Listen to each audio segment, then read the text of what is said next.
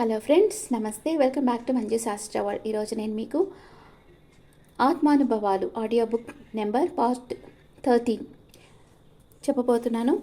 Journey of the soul గురించి, ఆత్మలోకం గురించి అందరికీ వచ్చే సహజమైన ప్రశ్నలు. ఇటీవల కాలంలో ప్యాటీ అనే స్త్రీ చనిపోయిన తన భర్త ఆత్మతో మాట్లాడించమని కోరుతూ నా దగ్గరకు వచ్చారు.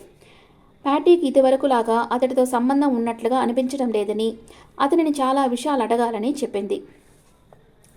నా మార్గదర్శక ఆత్మ అతని ఆత్మను నా దగ్గరకు పిలిపించగలిగితే మేము అతని ఆత్మతో సంభాషించగలమని కోరాను. అతను చనిపోయి 3 నెలలే అయిన కారణంగా ఇలా తనను ఈ లోకానికి త్వరగానే పిలిపించానేమో అని అనిపించింది. అతని ఆత్మ ఒక అందమైన ఉద్యానవనంలో నిలబడి ఉంది, గార్డెన్లో. అతని ఆత్మ నాతో సంభాషించడానికి సిద్ధంగా ఉందని, కానీ తాను ఆత్మలోకంలోనే ఉండి సంభాషిస్తానని చెప్పింది. తన జీవితాన్ని, భార్యను విడిచి వచ్చిన కారణంగా కలిగిన బాధ నుంచి బయటపడే మార్గంలో ఉన్నట్లు అతని ఆత్మ చెప్పింది. కాసేపు మేమిద్దరం సంభాషించుకున్నాం. తన కొత్త జీవితం గురించి, అక్కడి తన పాత స్నేహితుల గురించి చెప్పింది అతని ఆత్మ. అతని ఆత్మను ప్యాటీ ఆత్మలోకానికి సంబంధించిన ప్రశ్నలు అడిగారు. అవే నేను మీకు చెప్పబోతున్నాను. ఇప్పుడు ఎకో బోర్డ్ అయిన వచ్చి మనకు ఆ లేడీ వచ్చి వాళ్ళ హస్బెండ్ ఆత్మతో ఈ క్వశ్చన్స్ అన్నీ అడుగుతుంది అనమాట. ఆ క్వశ్చన్స్కి వాళ్ళ హస్బెండ్ ఆత్మ ఎలాంటి ఆన్సర్ ఇచ్చారో మనం ఈ ఎకో బోర్డ్ అయిన మనకు చెప్తున్నారు. ప్యాటీ ఆమె చనిపోయినప్పుడు అతని ఆత్మ అక్కడే ఉంటుందా? ఈ ప్యాటీ అని ఆమె అడుగుతుంది. ఇప్పుడు ఆయన చనిపోయి వెళ్ళిపోయాడు కదా ఫస్ట్. ఈమె అడుగుతుంది, నాకు మరణం వచ్చినప్పుడు నువ్వు నా దగ్గర ఉంటావా? ఆ టైంలో నీ ఆత్మ నా దగ్గర ఉంటుందా అని అడుగుతుంది. ఆన్సర్ ఇలా ఇస్తుంది ఆత్మ. చాలా సందర్భాల్లో మనం చనిపోవడానికి సిద్ధంగా ఉన్నప్పుడు మనకు ప్రియమైన వారు పక్కన ఉండడమే కాకుండా మరణ సమయాన్ని తేలికపరచడానికి కూడా సహాయపడతారు. మనం శరీరాన్ని విడిచిన తర్వాత ఆత్మలోకం చేరే వరకు మన పక్కనే ఉంటారు. అంటే మీరు చాలా ఇష్టపడిన వాళ్ళు ఆత్మరూపంలో మీ పక్కనే ఉంటారు. మరణ సమయంలో మీ శరీరం నుంచి ఆత్మ ఈజీగా బయట వచ్చేసేదానికి, మీ ట్రావెల్ ఆఫ్టర్ మీ ఆత్మ ప్రయాణం చేస్తుంది కదా, ఆ ప్రయాణంకి మీకు సహాయం చేసేదానికి, మీకు ఈ జన్మలో మీతో చాలా క్లోజ్గా ఉంటారు కదా, మీ ఫ్రెండ్స్ కానీ రిలేటివ్స్ కానీ మీకు క్లోజ్గా ఉండేవాళ్ళు మీకు హెల్ప్ చేస్తారు ఆత్మరూపంలో. అంటే ఆల్రెడీ వాళ్ళు చనిపోయి ఉంటారు కదా, ఎవరన్నా మీ తాతయ్య, అమ్మమ్మ కావచ్చు, అలాగా వాళ్ళ ఆత్మలన్నీ మీకు హెల్ప్ చేస్తాయన్నమాట, మీరు ఆత్మలోకాన్ని ఈజీగా చేరుకునేదానికి. నెంబర్ 2 క్వశ్చన్, శరీరాన్ని విడిచిన తర్వాత ఆత్మ చూడడానికి ఎలా కనపడుతుంది అని అడుగుతుంది. దానికి ఆన్సర్, ఆత్మ సహజంగా తాను అప్పుడే విడిన శరీరానికి ఒక పారదర్శక బింబంలాగే కనపడుతుంది, ట్రాన్స్పరెంట్గా కనపడుతుంది. శరీరాన్ని ధరించినప్పుడు మనం ఉపయోగించిన వస్తువులు అంటే స్పెట్స్, చేతికర్ర మొదలగు వాటి అవసరం మనకు ఉండదు. ఆత్మ శరీరంలో ఉన్నప్పటికంటే యవ్వనంగానూ ఆరోగ్యంగానూ కనిపిస్తుంది. నెంబర్ 3, భార్య భూమిపైన జీవించి ఉన్నప్పుడు భర్త ఆత్మ ఆమెకు కనిపిస్తుందా అని అడుగుతుంది. చాలా వరకు మనకు ప్రియమైన వారి ఆత్మలు మన ముందుకు రావాలనుకుంటాయి, కనిపించాలని అనుకుంటారు. వారు బాగానే ఉన్నారని మనకు తెలియజేయడానికి ప్రయత్నిస్తుంటారు. ఆత్మ సాంద్రత లేని శక్తి పదార్థం కనుక మన కంటికి కనిపించదు. అంటే ఒక ఘన పదార్థం కాదు కదా, పారదర్శకంగా ఉంది కదా ఆత్మ, అందుకని అది మన కంటికి కనిపించదు. అది మన కంటికి కనిపించాలంటే మనం మెడిటేషన్ చేసి మన ఆత్మశక్తిని పెంచుకున్నప్పుడే మన ఆత్మలను చూడగలం. ఒకవేళ ఆత్మ మన కోసం మన దగ్గరికి వచ్చినా దానిని మన కళ్ళతో చూడడం కష్టం. కానీ అసాధ్యమైతే కాదు, అదే చెప్తున్నారు. అసాధ్యమైతే కాదు, పాసిబులే. అది మీరు మెడిటేషన్ చేశారంటే, మీ ఎనర్జీ మీరు ఇంక్రీజ్ చేసుకున్నారంటే మీరు ఆత్మల్ని చూడగలరు, వాళ్ళతో మాట్లాడగలరు. నెంబర్ 4, భార్యను చూడడానికి అతను ఎంత తరచుగా వస్తున్నారు? వీళ్ళ వైఫ్ వాళ్ళ హస్బెండ్ గురించి అడుగుతూ ఉంది. ఈ ప్రశ్నకు సమాధానం ఒక్కో ఆత్మకు ఒక్కో రకంగా ఉంటుంది. ఆత్మ శరీరాన్ని వీడటానికి సిద్ధపడిన విషయం పైన ఆధారపడి ఉంటుంది. శరీరాన్ని వీడటం తనకు బాధగా అనిపిస్తే ఉన్నతాత్మలు తనకు నచ్చచెప్పి బాధ తగ్గించే ప్రయత్నం చేస్తాయి. అందుకే కొందరికి తమ ప్రియమైన వారు పక్కనే ఉన్నట్లు అనుభూతి చెందుతారు, మరికొందరికి అలా అనిపించదు.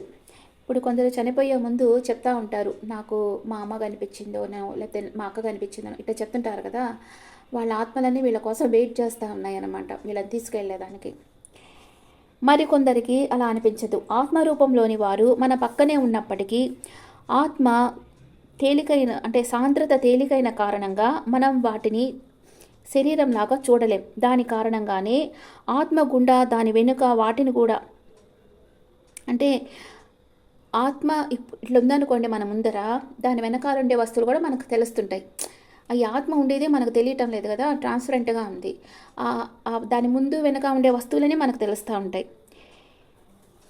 ఈ విషయంలో ఓపిక పట్టడం చాలా అవసరం. కొంచెం ఓపిక బట్టి మీరు చూడాలి అన్న కోరిక ఉంటే మెడిటేషన్ చేసి మీ ఎనర్జీ ఇంక్రీజ్ చేసుకుంటే మీకు తప్పకుండా ఆత్మలు కనపడతాయి. కుటుంబానికి సంబంధించిన విషయాలలో, ఆస్తుల విషయాలలో ఆత్మ సహాయపడగలుగుతుందా అని అడుగుతుంది. ఆత్మతో సంభాషణ సమయంలో ఇది సర్వసాధారణమైన ప్రశ్న. ఎవరికి ఎంత వస్తుంది, డబ్బును ఎక్కడ పెట్టారు, కనిపించకుండా పోయిన ఇన్సూరెన్స్ కాగితాలు ఎక్కడ ఉన్నాయి, ఇలాంటివన్నీ అడుగుతుంటారనమాట ఎక్కబడైన అందరూ వచ్చిన వాళ్ళు. కానీ నిజానికి ఆత్మ ఇటువంటి విషయాలను పట్టించుకోదు. ఆత్మ భౌతికపరమైన విషయాల్ని పూర్తిగా వదిలి కొత్త జీవితంలో నిమగ్నమైపోయి ఉంటుంది. ఇంకా ఆ లోకంలో మనీకి ఇంపార్టెంట్ లేదు కదా, మన మనీ ఏం పనిచేయదు అక్కడ.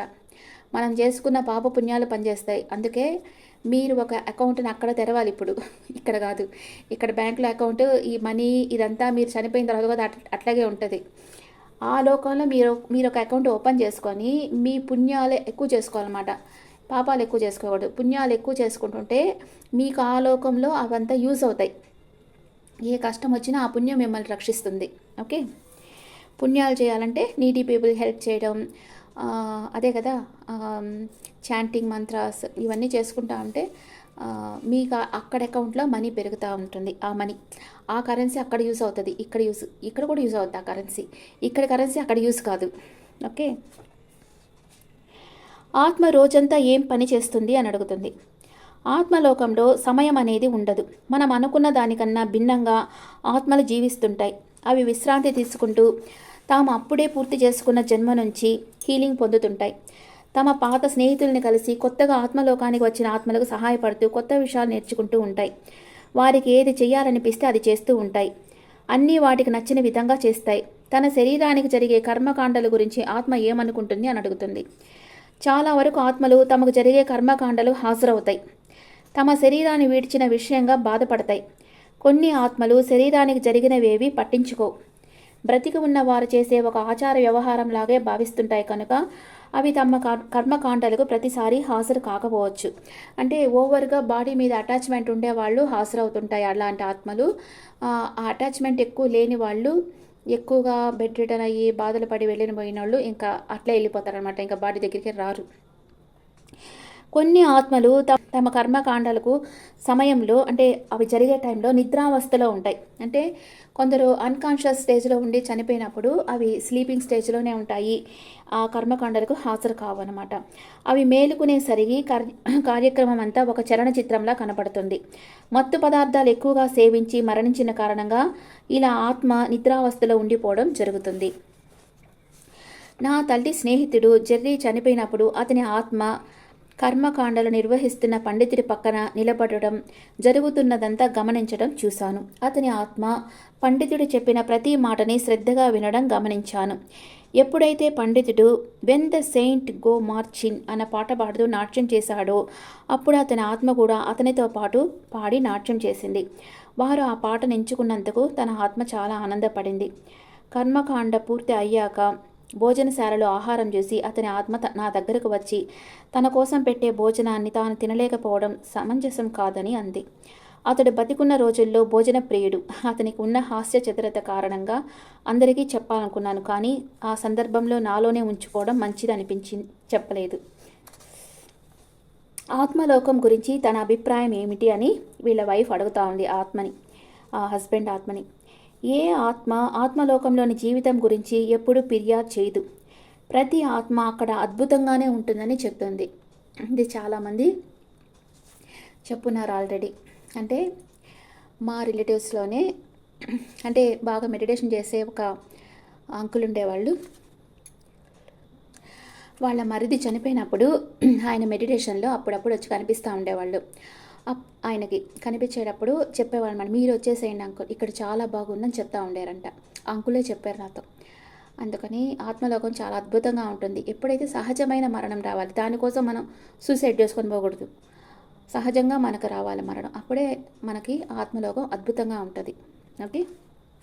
తన శరీరానికి జరిగిన వైద్య చికిత్స గురించి ఆత్మ అభిప్రాయం. ఈ ప్రశ్న అడిగే సమయానికి చాలా ఆత్మలు అప్పటికే శరీరాన్ని విడిచి వెళ్ళిపోయి ఉంటాయి. కొన్ని ఆత్మలు తమ మరణ సమయం అంత కష్టంగా ఉన్నందుకు, తమ కుటుంబాన్ని, కుటుంబ సభ్యులను బాధ పెట్టినందుకు పశ్చాత్తాపడతాయి. తనకు జరిగిన వైద్య చికిత్సకు ఎంతో ఆగ్రహానికి గురైన ఆత్మను కలిశాను, కానీ వేగంగానే ఆ ఆత్మ ఆ పరిస్థితి నుంచి బయటపడింది. అప్పుడు వాళ్ళ వైఫ్ అడుగుతుంది, అతని ఆత్మ నన్ను చూడగలదా అని అడుగుతుంది. నిక్షేపంగా చూడగలదు. రెండు లోకాల మధ్య ఉన్న పొర చాలా పారదర్శకంగా ఉంటుంది. ఆత్మలు మనల్ని చూడగలుగుతాయంట, మనం ఆత్మల్ని చూడలేము. నేను మాట్లాడింది ఆ ఆత్మ వినగలదా అని వాళ్ళ వైఫ్ అడుగుతా ఉంది. ఆత్మకు మన మాటలు స్పష్టంగా వినపడతాయి. బిగ్గరగా వాటి పేర్లని పిలిచి వాటికి ఏం చెప్పాలనుకుంటున్నారో అది చెప్పవచ్చు. వాటికి వినిపిస్తుంది. అప్పుడు వాళ్ళ వైఫ్ అడుగుతుంది, నేను రమ్మన్నప్పుడల్లా అతని ఆత్మ రాగలదా అని అడుగుతుంది. రావాల్సిన అవసరం లేదు. ఆత్మలు తమ లోకంలో కొత్త జీవితాన్ని గడుపుతుంటాయి. ఆ జీవితాన్ని మనం గౌరవించాలి. ఊరికే వాళ్ళని డిస్టర్బ్ చేయకూడదు పిలిచి. చివరి ప్రశ్నను ఉద్దేశించి నాకు ఒక చిన్న కథ గుర్తుకొచ్చింది. 20 సంవత్సరాల క్రితం నాకున్న అతీంద్రియ శక్తులను నమ్మని ఒక వైద్యుడిని కలిశాను. ఆ వైద్యుడికి నమ్మకం లేదన్నమాట ఈ అమ్మాయి మీద. అలాంటి వైద్యుడిని కలిసింది.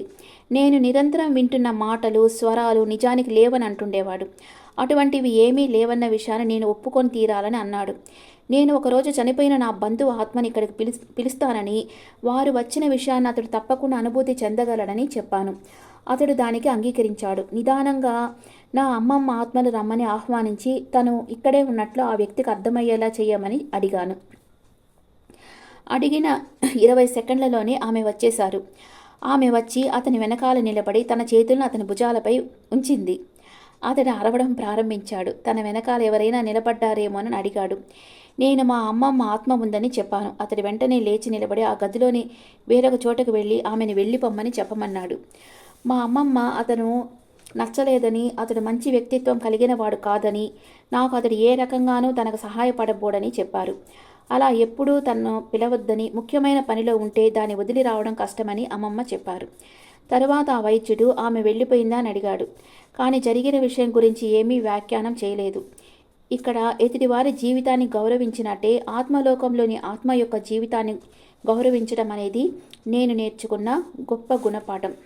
నెక్స్ట్, చనిపోయిన వారితో సంభాషించడం. నన్ను చాలామంది తనకిష్టమైన వారు చనిపోతే వారితో సంభాషించడం కుదురుతుందా, ఒకవేళ కుదిరితే ఎలా సంభాషించాలని అడుగుతుంటారు.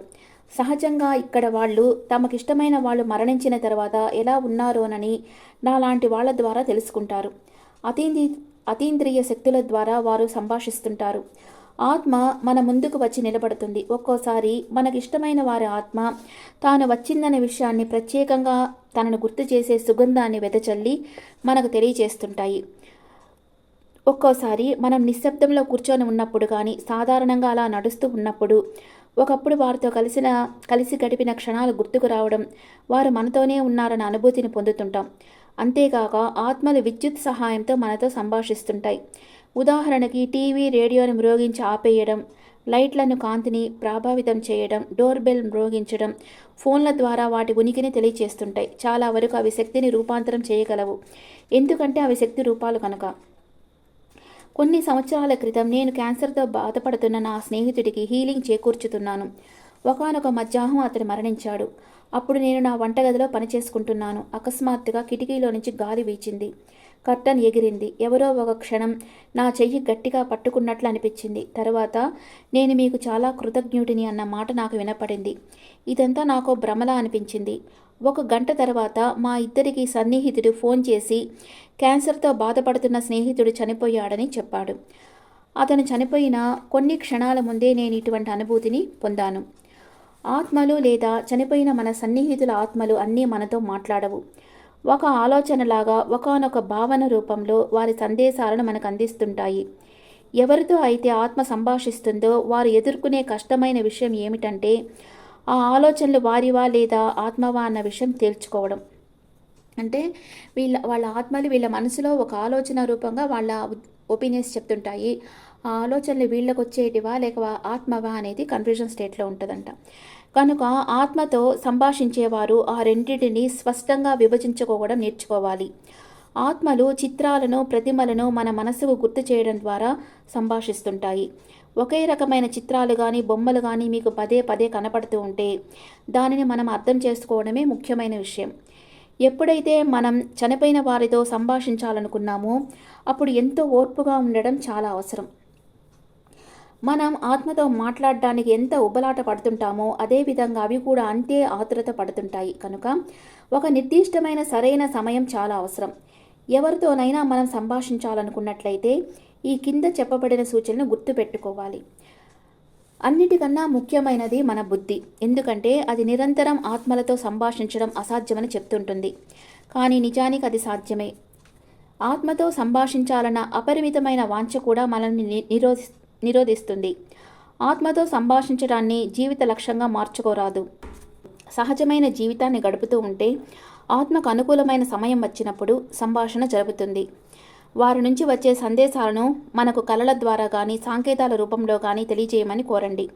మీ పక్కన శబ్దాలను రికార్డ్ చేసే పరికరాన్ని కానీ, ఫోన్ కానీ పెట్టుకొని మీ కళను రికార్డ్ చేసుకోవచ్చు. మనం నిద్రావస్థలో ఉన్నప్పుడు సమాచారాన్ని గుర్తు చేయమని మనకు మనం చెప్పుకోవాలి. ఈ విధానం అంతా ఓర్పు, అనుభవాలతో కూడుకున్నది. ఆత్మ కనుక మనతో సంభాషించాలనుకుంటే కొన్నాళ్ళకు తప్పకుండా ఆత్మలోకాల నుంచి సందేశాలను పొందగలుగుతారు. ఏవైనా చిన్న సంఘటనలు జరిగినప్పుడు వాటిని యాదృచ్ఛికంగా భావించకండి. అలా జరిగిన చిన్న చిన్న సంఘటనలు వ్రాసుకోండి. అలా అని ఎక్కువగా దానిపైనే ధ్యాస ఉంచకండి. మీకు బాగా నచ్చిన వాసనలు కానీ, ఆలోచనలు కానీ మన మెదడులో ఒకానొక వ్యక్తి మనతో సంభాషించినట్లు కానీ మనం అనుభూతి చెందుతుంటాం. ఇటువంటి చిన్న విషయాలు మనకు ఎన్నో చెప్తూ ఉంటాయి. అసలు ఏది యాదృచ్ఛికం కాదు.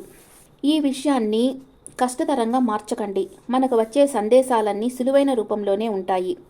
చనిపోయిన మా తాతగారు నన్ను కలవడానికి వచ్చినప్పుడు గ్రీన్ టీ వాసనను కానీ, ఐస్ క్రీమ్ వాసన కానీ అనుభూతి చెందేదాన్ని. ఆయన ఇష్టపడేవి కొన్ని ఉన్నాయి. మా అమ్మమ్మ మా సోదరుడిని కలవడానికి వచ్చినప్పుడు బొకే తీసుకొని వచ్చేవారు. తనకి ఫ్లవర్స్ కనిపించకపోయినప్పటికీ ఆ వాసన అనుభూతి చెందగలిగేవాడు. అలాగే నా స్నేహితుడు కలవడానికి వచ్చినప్పుడు నాకు ప్రిన్సెస్ అన్న మాట నా మనసుకు వినిపిస్తూ ఉండేది. తాను బ్రతికున్న రోజుల్లో నన్ను అలాగే పిలిచేవాడు. ఆత్మ చాలా క్లుప్తంగా మాట్లాడుతుంది. అవి కేవలం అక్కడ ఆనందంగా ఉన్నాయని, అవి నిరంతరం మనకు ప్రేమ పంచుతున్నాయన్న విషయమే తెలియపరచాలనుకుంటాయి. బాగా పేరు మోసిన అతీంద్రియ శక్తులు కలిగి ఉన్న వారిని ఎంచుకోండి. ఎందుకంటే అతీంద్రియ శక్తులు కలిగిన ప్రతి ఒక్కరూ ఆత్మలతో సంభాషించలేరు. మీకు బాగా తెలిసిన వారిచే సూచించబడ్డ అతీంద్రియ శక్తులు కలిగిన వారి దగ్గరికే వెళ్ళండి. మీరెంచుకున్న వ్యక్తి యొక్క దృష్టి చెడువైపు కనుక ఉన్నట్లయితే మిమ్మల్ని భయపెట్టి మీకు ఏదో శాపం ఉందని నమ్మించి మీ దగ్గర నుంచి డబ్బులు తీసుకొని తద్వారా ఆ శాపాన్ని తొలగిస్తామని చెప్తారు. అలా జరిగితే వెంటనే ఏమాత్రం ఆలోచించకుండా అక్కడి నుంచి వెళ్ళిపోండి. అటువంటి వ్యక్తి ఆధ్యాత్మికవేత్త కానే కాదు. తన మాటలు వినాల్సిన అవసరం కూడా మీకు లేదు. మీరు దుఃఖ సమయంలో చాలా సున్నితంగా ఉంటారు. మీ దుర్బలత్వాన్ని అటువంటి స్వార్థపరులకు మేతగా వేయకండి. మీకు ఇష్టమైన ఆత్మతో నిజంగా సంభాషించాలి అనుకుంటే కొంతకాలం ఓర్పుతో వేచి ఉండండి. మాట్లాడాలన్న మీ లక్ష్యం తప్పకుండా నెరవేరుతుంది.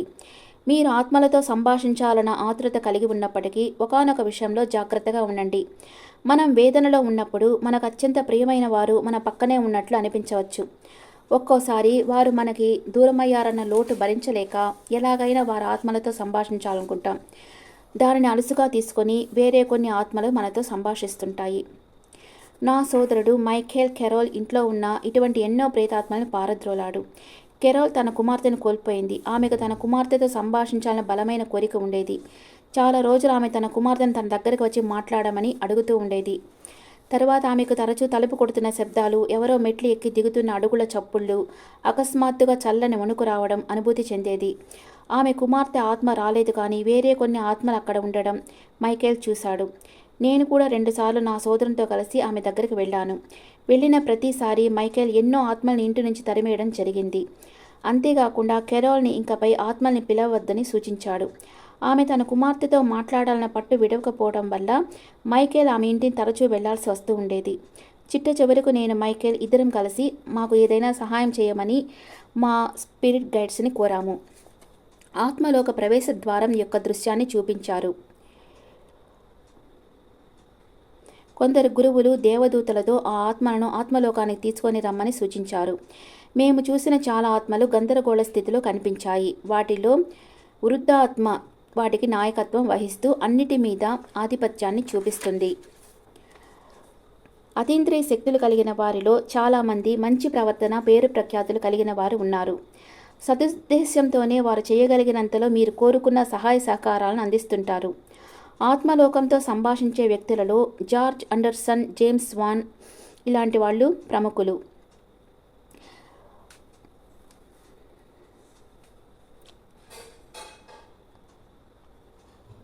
ఆయన అంటే నాకు అపారమైన గౌరవం. ఆయనచే రచించబడ్డ టాకింగ్ టు హెవెన్ అనే పుస్తకం చాలా వారాలు గొప్ప స్థాయిలో అమ్ముడుపోయింది. ఆయన ఎంతో అతీంద్రియ శక్తులు కలిగిన వ్యక్తి. ఆయనను కలవాలంటే 3 సంవత్సరాల ముందు చెప్పాల్సి ఉంటుంది. ఆయన దేశమంతా తిరుగుతూ ప్రసంగాలు ఇస్తూ ఉంటారు. అసలు చనిపోయిన వారితో ఎందుకు సంభాషించాలనుకుంటున్నారని చాలామంది అడుగుతారు. అలా సంభాషించాలని అనుకోవడానికి చాలా కారణాలు ఉండవచ్చు. తమకిష్టమైన వారితో సంభాషించడం వల్ల సన్నిహితంగా ఉండవచ్చని కొందరు భావిస్తుంటారు. ఎవరైనా ఒకవేళ అసాధారణ రీతిలో కానీ ఆత్మహత్య ద్వారా కానీ చనిపోయినట్లయితే దాని గురించిన వివరాలు తెలుసుకోవడానికి సంభాషించాలనుకుంటారు. ఒక్కోసారి కొందరు హత్యకు గురవుతారు. ఆ కేసుని పరిష్కరించడానికి కొన్ని ఆధారాలు కావాల్సి వస్తాయి. అటువంటి సమయంలో అతీంద్రియ శక్తుల సహాయం పోలీసులకు అవసరం. మనకు అత్యంత సన్నిహితులు బ్రతికి ఉన్నా లేక చనిపోయిన వారితో మన సాంగత్యాన్ని కోరుకుంటాం. ఈ కోరిక అందరిలో చాలా తీవ్రంగా ఉంటుంది. అటువంటి వ్యక్తులు చనిపోయినా తమ సన్నిహితుల ఆత్మలోకంలో సుఖంగా ఉన్నారని తెలుసుకొని ఇక్కడ వారు నిశ్చింతగా జీవిస్తారు.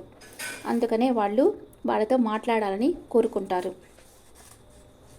నెక్స్ట్, మరణించిన వారి ఆత్మలతో సంభాషణలు ఇంకో వీడియో చేస్తాను. ఓకే, ఇప్పటి వరకు అర్థమైందని అనుకుంటున్నాను. ఎలా ఆత్మలు చనిపోయిన తర్వాత ఎలా వస్తాయి, మీరు ఎలా వాళ్ళతో మాట్లాడాలి, ఎలా కమ్యూనికేట్ చేయాలి, ఆత్మలు మీ చుట్టూ ఉంటే మీకు ఎలాంటి సూచనలు ఇస్తూ ఉంటాయి, ఇవన్నీ మీరు తెలుసుకున్నారు. మీకు నచ్చిందని అనుకుంటున్నా. మీ ఒపీనియన్స్ నాకు కమెంట్స్లో పెట్టండి. Thank you.